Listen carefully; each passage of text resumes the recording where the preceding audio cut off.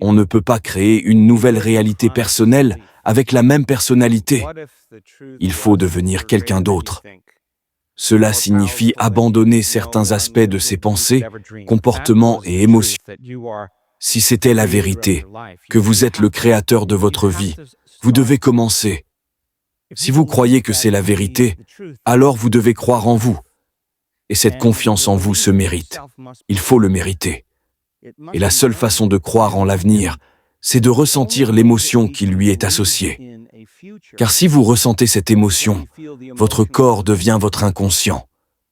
C'est tellement objectif qu'il ne fait pas la différence entre l'expérience réelle qui crée cette émotion et celle que vous créez par la seule pensée. Vous donnez ainsi à votre corps un avant-goût émotionnel du futur. Et plus l'émotion est forte, plus vous vous souvenez de ce futur. Et vous renforcez littéralement les circuits qui vous poussent à y croire davantage. Ainsi, si nous nous laissons aller et devenons victimes de notre vie, et que nous nous disons qu'une personne, une circonstance ou une condition nous fait ressentir ou penser tel ou tel sentiment. Dès que nous ressentons de la colère, de la frustration, de la culpabilité, de l'inutilité, de la peur ou de l'anxiété, nous ne pouvons plus croire en cet avenir. Ces émotions sont associées à des souvenirs passés. Et ces émotions nous poussent à nous comporter comme si nous étions dans notre passé, à faire des choix qui correspondent à notre passé et à y croire. Or, plus de gens croient en leur passé qu'en leur avenir. Et il est tellement plus facile d'oublier sa vision de l'avenir que de s'en souvenir. Et donc, si c'est vrai, si vous comprenez que cette émotion que vous ressentez est en réalité une émotion créatrice, vécue dans la peur, la colère, l'hostilité, la haine, le jugement et le ressentiment. Elle n'a rien à voir avec votre avenir. Elle est entièrement liée au passé. Le problème, c'est que nous devenons accros à ces émotions qui nous maintiennent connectés au passé. Et il y a une histoire qui accompagne ce passé. Et tant de gens y croient. Et pourquoi ne pas croire en une autre histoire? Il faut généralement une crise, un traumatisme, une maladie, un diagnostic ou une perte pour que les gens se décident enfin à changer. Mais ce défaut qui s'installe si naturellement lorsque nous ressentons les émotions de notre passé nous amène à penser, à agir et à ressentir de la même manière. Et ce que vous pensez, agissez et ressentez s'appelle votre personnalité. Et votre personnalité crée votre réalité personnelle. Voilà. Ainsi, la personnalité présente, assise ici aujourd'hui, appelez-vous à créer la réalité personnelle présente, appelée votre vie. C'est la vérité. Si vous souhaitez créer une nouvelle réalité personnelle, une nouvelle vie, vous devez changer votre personnalité. La première étape consiste à prendre conscience de vos pensées inconscientes. Ces pensées qui disent « Je ne peux pas, c'est trop dur, je ne changerai jamais, c'est la faute de mon ex, c'est peu importe, tout ça, c'est mon ex. » Ou si vous vouliez vraiment être heureux, vous devriez arrêter de vous plaindre, arrêter de blâmer, arrêter de laisser votre environnement contrôler vos sentiments et vos pensées. Et si vous vouliez vraiment devenir une nouvelle personnalité, vous devriez admettre que l'émotion du manque ne peut pas être présente chez une personne abondante. C'est là que le bas blesse. Comment croire en un avenir que vous n'avez pas encore vu? Et le résultat final d'une expérience en réalité tridimensionnelle s'appelle une émotion. La plupart des gens attendent donc que leur richesse leur procure une sensation d'abondance. Ils attendent que leur nouvelle relation leur procure de l'amour. Ils attendent que leur succès leur procure une sensation d'émancipation. Ils attendent leur guérison pour ressentir la plénitude ou la gratitude. C'est l'ancien modèle de la réalité. Il faut alors abandonner cette émotion du passé, et cette histoire doit l'accompagner. Et lorsque vous surmontez vos émotions, vous maîtrisez vos créations. Et cela libère le corps du passé. Ainsi, celui qui veut devenir riche doit s'enrichir. Il faut qu'ils entretiennent une relation amoureuse. Et il faut commencer à réfléchir à la façon dont une personne riche penserait. Comment une personne riche agirait? Comment une personne riche se sentirait? Et il faudrait incarner cette personnalité. Et cette personnalité devrait vraiment commencer à créer un changement dans votre réalité personnelle. Vous savez, ces synchronicités qui ne sont pas que des places de parking. Enfin, pas ce genre de choses. Mais il y a des choses plus importantes qui pourraient élargir votre horizon. De sorte que, lorsque vous voyez la synchronicité, tout à coup, vous vous dites « Oh mon Dieu, j'ai créé ça. Est-ce possible que j'ai vraiment créé ça ?» Vous commencez alors à croire davantage que vous êtes le créateur de votre réalité plutôt que sa victime. Et c'est la vérité. Et vous ne pouvez en faire l'expérience sans entrer dans le monde de la création.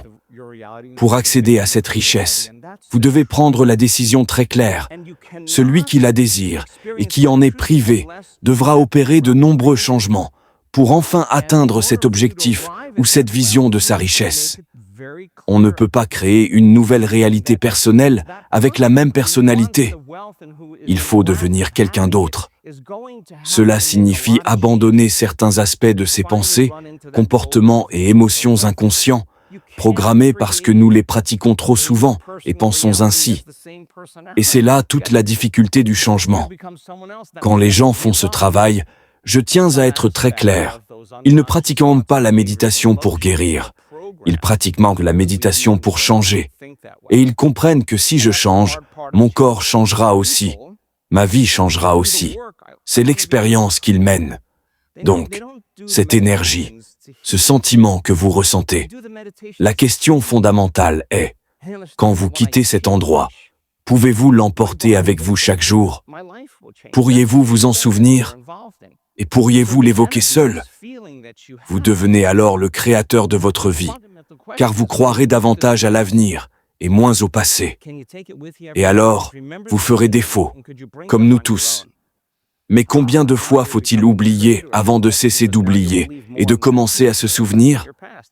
C'est ce qu'on appelle le moment du changement. C'est s'empêcher de retomber sans cesse dans cette vieille personnalité programmée pour que nous soyons des victimes. Si vous demandez à quelqu'un « Pourquoi es-tu si malheureux? Pourquoi es-tu si en colère ?» Oh, c'est cette personne. C'est cette circonstance qui me fait ressentir et penser ainsi. C'est un programme inconscient. Une personne dit que quelqu'un dans son monde extérieur ou une situation quelconque la contrôle. Ils contrôlent leurs émotions, leurs pensées. Tout ce qui nous contrôle, nous le subissons. Et cela doit changer. Alors, vaincre la victimisation vaut plus que toute la richesse du monde. Car c'est précisément ce qui crée la richesse. C'est précisément ce qui crée la santé. C'est le processus de dépassement qui est le processus de devenir. Et c'est ainsi que vous parvenez à cette vision. Et cette énergie est celle qui vous y mène. Et il faut être capable d'y parvenir seul. Cela signifie sortir de son état de repos. Et quand on sort de son état de repos et qu'on ne se laisse pas faire, qu'on attende que quelqu'un ou quelque chose le fasse à notre place, mais qu'on le fait soi-même, on ressent de la souveraineté et de l'autonomie. C'est ainsi que chacun parvient à son rêve. Il suffit de ne pas laisser son énergie retomber. Et s'il le fait, il retrouve cet état et il gagne confiance en eux-mêmes. Mais nous créons à partir du manque. Nous créons à partir de la séparation. Vous voyez la voiture de sport. Vous voyez la garde-robe. Vous voyez la scène. Vous voyez les vacances. Et vous voyez l'expérience que vous désirez. Votre cerveau se dit naturellement « Oh mon Dieu, ce serait merveilleux d'être dans cette réalité, d'être dans ce futur. » Vous vous basez sur le manque de l'avoir dans le plan de la dualité et de la séparation. Ce manque nous fait rêver de l'avoir. Il est donc naturel de rêver d'une nouvelle possibilité, en comprenant que vous n'avez pas encore cette expérience. Vous comprenez?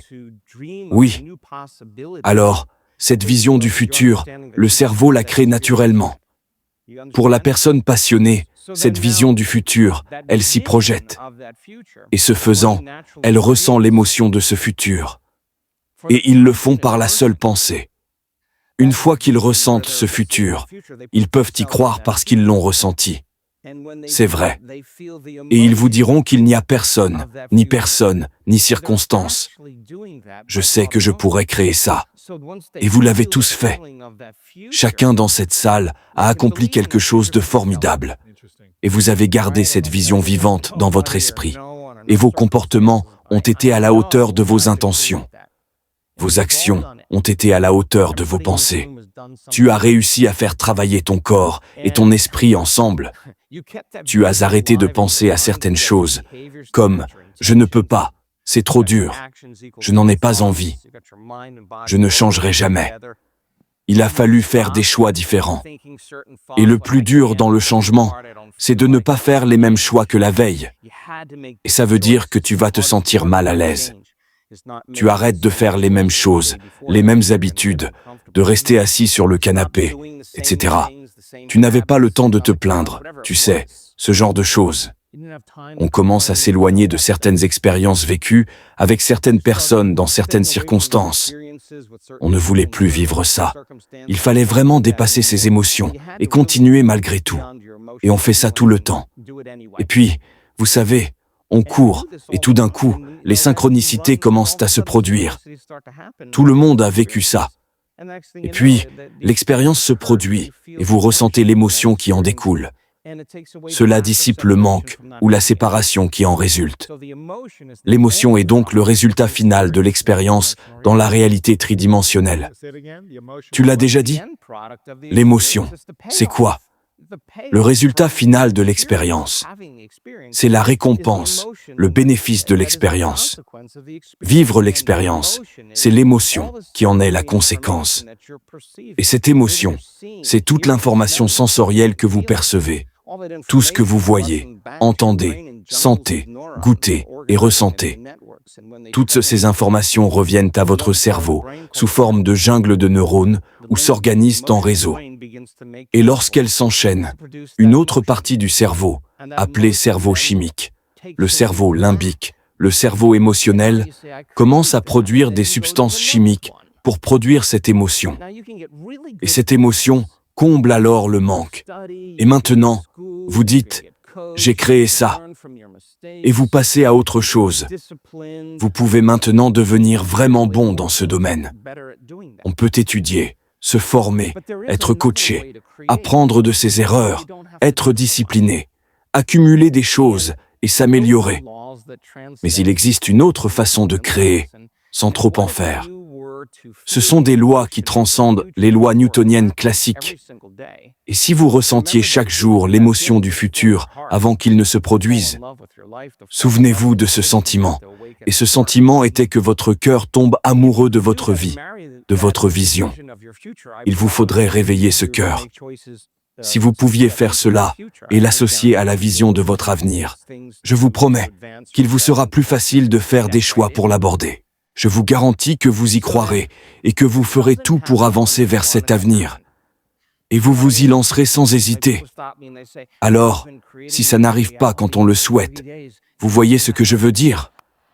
On m'arrête et on me dit, « Bon, ça fait 3 jours que je crée ma réalité et il ne s'est rien passé. » Et je leur dis, « Vous n'êtes pas si bon que ça. Écoutez, je ne sais pas quoi vous dire d'autre. Vous n'êtes pas si bon que ça. » Ou alors ils diront, « Pourquoi je ne vis pas à Majorque avec mes 2 chiens et mon amoureux ?» Je réponds, « Parce que la personne qui vit à Majorque ne te ressemble pas. » Comme si ce n'était pas le cas. Alors, quand ça n'arrive pas, le manque devient encore plus grand. Et parce que le manque est séparation, et la séparation est basée sur le temps. Ainsi, lorsque vous imaginez cette vision de votre avenir, vous portez votre attention sur une réalité future. Vous avez un point de conscience, votre avenir. Et c'est à partir de ce point de conscience que vous choisissez où vous voulez aller. La distance entre les deux s'appelle le temps. Le temps est donc basé sur le manque ou la séparation. Êtes-vous d'accord? Oui. Et quand cela n'arrive pas, nous ressentons davantage de manque et de séparation. Alors on commence à forcer les choses. Alors on fait plus d'efforts. Nous manipulons, nous rivalisons, nous nous battons. car essayer, c'est ce qu'on fait quand on manque. Ainsi, la personne vit dans la séparation toute sa vie, attendant que l'événement survienne pour lui faire oublier ce sentiment de manque. Et ça pourrait être toute leur vie. Waouh! Et ça devient un programme. Alors vous leur demandez, pourquoi êtes-vous comme ça? Eh bien, parce que la vie ne me convient pas, c'est leur croyance. C'est injuste. Et ils auront toute une histoire qui va avec.